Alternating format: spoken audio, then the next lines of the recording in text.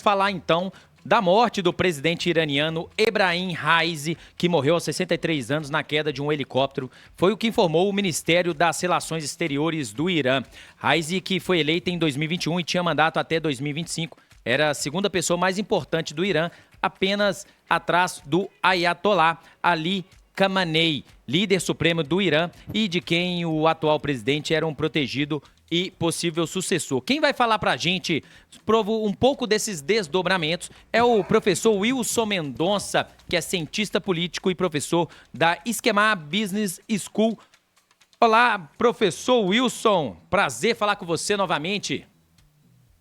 Bom dia, meus caros, prazer é sempre meu. Bom dia. Professor, vamos falar um pouco sobre as repercussões, né, da morte do presidente do Irã. Quais são os desdobramentos, internos e externos dessa morte? João, essa pergunta é bem complexa, porque a gente tem aí um período considerável de pressão em relação à postura do Irã, né, nesse tabuleiro geopolítico, do Oriente Médio também, de outros países, mas mais ainda em relação ao próprio perfil dele, né? Um perfil bem linha dura.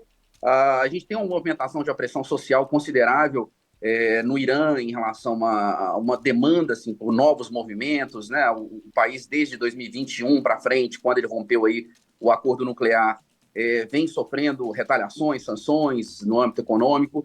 E essa possível sucessão, que já por alguns já se dava certa, né? Do Ayatollah, que enfrenta uma crise de saúde considerável, ela abre uma brecha aí para talvez um outro sucessor que possa ter uma linha um pouco menos dura, né? Mais voltado assim, para a negociação com o Ocidente. Então isso aí gera uma certa corrida para uma nova busca por um sucessor, haja vista que os problemas de saúde são muito graves do Ali Khamenei, né? Do Ayatollah, que realmente é quem coordena os principais critérios em relação às decisões mais críticas no Irã. Portanto, tanto do âmbito interno quanto externo, ficamos aí de olho no que pode acontecer no Irã nos próximos meses. Wilson, em meio a o Irã é um elemento importante nesse turbilhão geopolítico mundial. A gente tem Hamas em Israel, a gente tem Hezbollah no Líbano, a gente tem o Irã sendo vocal em prol, né, essas organizações, essas entidades, e essa mudança aí na liderança, né, na verdade, essa morte do presidente iraniano pode modificar também com a sucessão a visão sobre esses eventos mundiais, globais. O que a gente pode esperar nesse caldeirão aí, Wilson? Essa é a preocupação principal, eu diria, que está muito relacionada aos últimos eventos, né? Desde do evento do Hamas em relação a Israel, há uma interpretação bem clara da intervenção do Irã de maneira indireta em diversos países, tanto do Hamas em relação ao Hezbollah, também contra a posição de Israel hoje. Então, a grande preocupação que fica o presidente ele tinha um perfil mais reticente em relação a algumas vozes do Ocidente, né? Então, principalmente o bombardeamento que ocorreu na embaixada do Irã em Damasco, e que teve pela primeira vez, né, um ataque direto do Irã em relação a Israel, isso deixou claro que uma sequência de eventos talvez mais contundentes poderia acontecer justamente porque já previa-se que ele assumisse como líder supremo. Porém, isso seria a interpretação talvez de China e Rússia, né, que faria aí teriam aí a voz deles bem representada na região. Porém, a gente tem que lembrar também que a gente está num ano de eleição estadunidense, né? E esse ano de eleição também, muito provavelmente, eventos em véspera de eleição. A gente sempre fala que eleição nos Estados Unidos, a gente tem que ficar muito de olho na geopolítica, que eventos muito à véspera podem acontecer e podem ser mais contundentes. Então, a grande preocupação agora é como ficaria essa posição do Irã em relação ao evento, ao conflito israelense contra o Hamas, como ficaria a posição do Irã em relação às negociações com o Ocidente, e mais ainda, como ficaria o Irã em relação às políticas de preços internacionais, principalmente quando a gente vai falar do petróleo, né? Era uma das barganhas que o Irã tinha para fazer frente ao Ocidente. Então, a gente tem aí diversas variáveis que tornam o ambiente extremamente complexo, né? Daí a importância da gente conseguir vislumbrar qual que seria o possível sucessor nessas eleições que vão ocorrer muito brevemente, em 50 dias. Ô Wilson, o Irã é um dos mais recentes aí países a aderir ao BRICS, né? A gente teve aquela reunião do BRICS na África do Sul, teve solidificando essa posição, e o presidente Lula teve com o presidente Ebrahim Raisi, né? Nessa cúpula na África do Sul. Como é que o Brasil se pronuncia sobre essa perda? O Itamaraty já se pronunciou? O Brasil... isso pode afetar, impactar a nossa política aqui no Brasil também, essa política do lado internacional? Como é que você avalia isso? Eu diria que nem tanto, viu, Lucas? Eu acho que assim, a posição do Brasil nesse momento, a intenção de trazer o Irã para esse novo agrupamento, né? Vamos dizer assim, para aumentar o poder, a pressão em relação a outros grupos mais tradicionais, como o G7, né? É o que o BRICS tem tentado fazer, de reequilibrar as forças, né? Globais, assim, organizações multilaterais.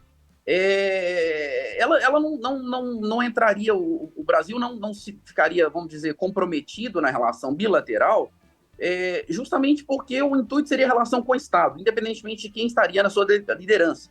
Eu acho que tanto o moderado quanto o radical, ele teria a mesma leitura que baseia aí onde se fundamenta-se o BRICS, né? O BRICS ele pretende contrapor uma ordem multilateral que já vem, assim, de certa maneira, muito retrógrada, né, desde o fim da Segunda Guerra, e qualquer líder que for assumir nesse aspecto, ele vai continuar defendendo essa premissa, né, de que há uma necessidade de revisitar, de reoxigenar aí as organizações multilaterais, e sem dúvida, o Irã é um país que tem um peso considerável, geopolítico, e que pode favorecer, assim, aumentar o peso dos BRICS. Então, portanto, o Brasil, nesse aspecto, ele não se viria muito comprometido, apesar de que as relações bilaterais estavam, assim, sendo retomadas com uma certa velocidade, recentemente, né? Ô, professor, aproveitar que você está com a gente, deixa eu falar de um outro tema rapidamente, porque o Tribunal Penal Internacional pediu a prisão de Netanyahu e líderes do Hamas por crimes de guerra. Qual que é a repercussão sobre esse assunto? Isso pode dar fim ao conflito ou nada muda?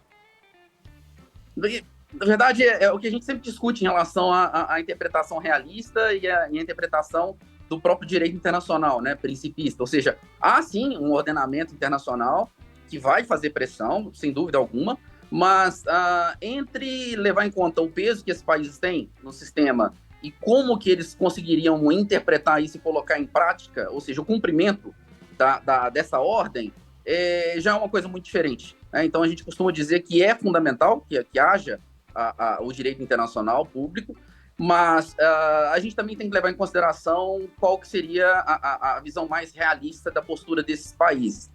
Eu diria que a pressão internacional vai aumentar, indiscutivelmente, para ambos os lados. Eu acho que há uma interpretação muito clara dos órgãos, principalmente multilaterais, da mídia internacional, e aí vai depender de qual que seria quem estaria fazendo a cobertura dessas informações. Porém, no aspecto prático, fim da guerra, armistício, fim do conflito, que é o que mais a gente defende, eu acredito que não. Eu não vislumbro nenhum tipo de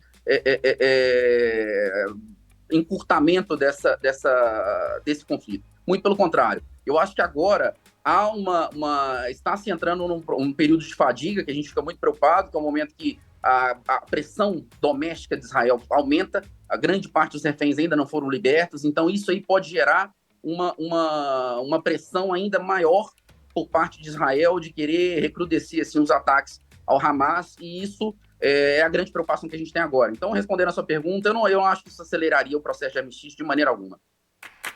Tá aí, professor Wilson Mendonça aqui com a gente, ele que é cientista político e professor da Esquema Business School. Professor, muito obrigado mais uma vez. Porta sempre aberta, você sabe disso, né?